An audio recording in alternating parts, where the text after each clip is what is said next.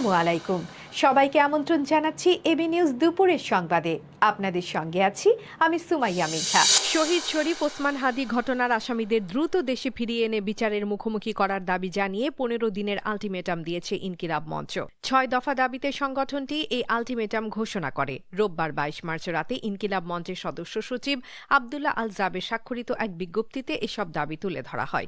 বিজ্ঞপ্তিতে বলা হয়, ভারতের পশ্চিমবঙ্গে আটক হওয়া আসামিদের ১৪ দিনের রিমান্ড শেষে রোববার আদালতে তোলা হয় এবং নতুন করে আরও ১৪ দিনের হেফাজতে পাঠানো হয়।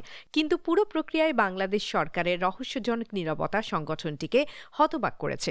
তারা মনে করছে, আসামি গ্রেপ্তারকে সরকারের সাফল্য হিসেবে দেখানো হলেও বর্তমান পরিস্থিতি সরকারের ব্যর্থতায় সামনে এনেছে।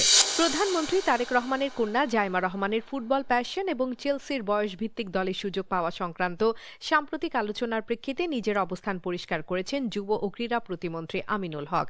সামাজিক যোগাযোগ মাধ্যমে ছড়িয়ে পড়া নানা ব্যাখ্যা বিভ্রান্তির পর তিনি বিষয়টি স্পষ্ট করেন।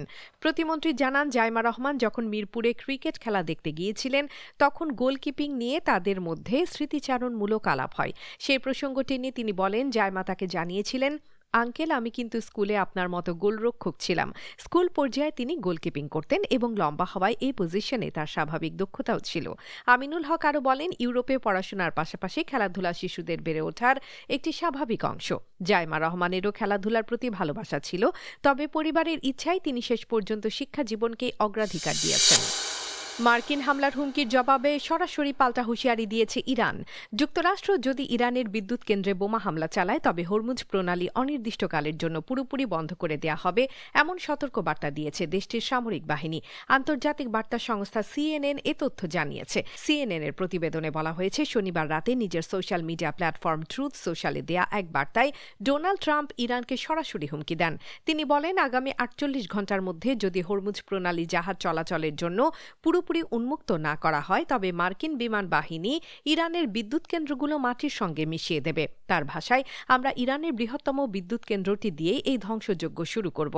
ট্রাম্পের বার্তার কয়েক ঘণ্টার মধ্যে রাষ্ট্রীয় টেলিভিশনে বিবৃতি দেয় ইরানের সামরিক কমান্ড খাতাম আল আম্বিয়া। সেখানে বলা হয়, ইরানের বিদ্যুৎ অবকাঠামোতে একটি বোমাও পড়লে হরমুজ প্রণালী সম্পূর্ণ বন্ধ করে দেয়া হবে এবং ধ্বংস হওয়া বিদ্যুৎ কেন্দ্র পুনর্নির্মাণ না হওয়া পর্যন্ত এই পথ আর খুলবে না। ইরানের সঙ্গে ইসরায়েল যুক্তরাষ্ট্রের যুদ্ধ শুরুর পর থেকে এখন পর্যন্ত ইসরায়েলি ভূখণ্ড লক্ষ্য করে ৪ শতাধিক ব্যালিস্টিক ক্ষেপণাস্ত্র ছুড়েছে তেহরান।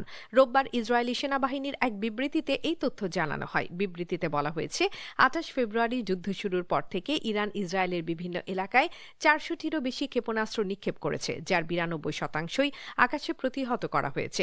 ইসরায়েলি সামরিক বাহিনীর মুখপাত্র লেফটেন্যান্ট কর্নেল নাদাভ শোশানি বলেন, ইরান ৪০০টির বেশি ব্যালিস্টিক ক্ষেপণাস্ত্র ছুড়েছে।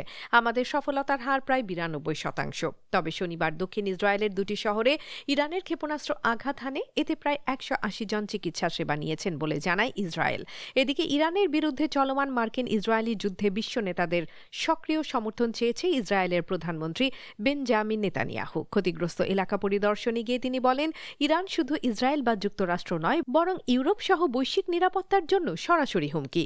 হরমুজ প্রণালী বন্ধ করে দেয়া এবং দূরপাল্লার ক্ষেপণাস্ত্র সক্ষমতা প্রদর্শনের মাধ্যমে ইরান আন্তর্জাতিক জ্বালানি সরবরাহ ও মধ্যপ্রাচ্যের বাইরের বেসামরিক জনপদকেও বিপদে ফেলেছে বলে মন্তব্য করেন তিনি।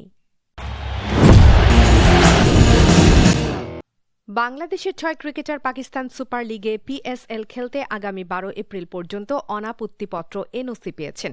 এরপরেই তাদের দেশে ফিরতে হবে, কারণ এপ্রিলের দ্বিতীয় সপ্তাহে ৩টি করে ওয়ানডে ও টি-20 খেলতে বাংলাদেশে আসবে নিউজিল্যান্ড দল। এবারের পিএসএল এ প্রথম ধাপে দেশ ছেড়েছেন মুস্তাফিজুর রহমান, শরীফুল ইসলাম, পারভেজ হোসেন ইমন ও নাহিদ রানা। লাহোর কালান্দার্স সরাসরি চুক্তিতে দলে নিয়েছে মুস্তাফিজকে। নিলামে দল পেয়েছেন রিশাদ হোসেন, নাহিদ রানা ও পারভেজ ইমন। পরে প্রথমবারের মতো ডাক পান শরীফুল ইসলাম ও তানজিদ তামিমও। সব ঠিক থাকলে পেশোয়ার জালমির হয়ে খেলবেন নাহিদ রানা, শরীফুল ও তানজিম জামিম।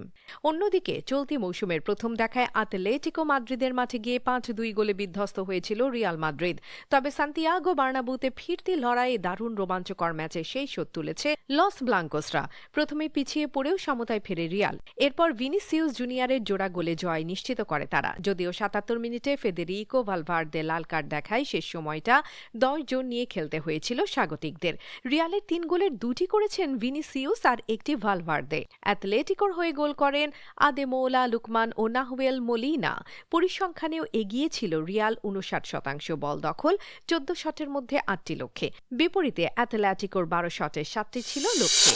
দর্শক, এতক্ষণ আমাদের সঙ্গে থাকার জন্য ধন্যবাদ। সর্বশেষ খবর পেতে চোখ রাখুন আমাদের ফেসবুক পেজ ও ইউটিউব চ্যানেলে। আমরা আছি ইনস্টাগ্রামেও। সর্বশেষ সংবাদ পেতে ভিজিট করুন আমাদের ওয়েবসাইট www.abnewsinternational.com-এ।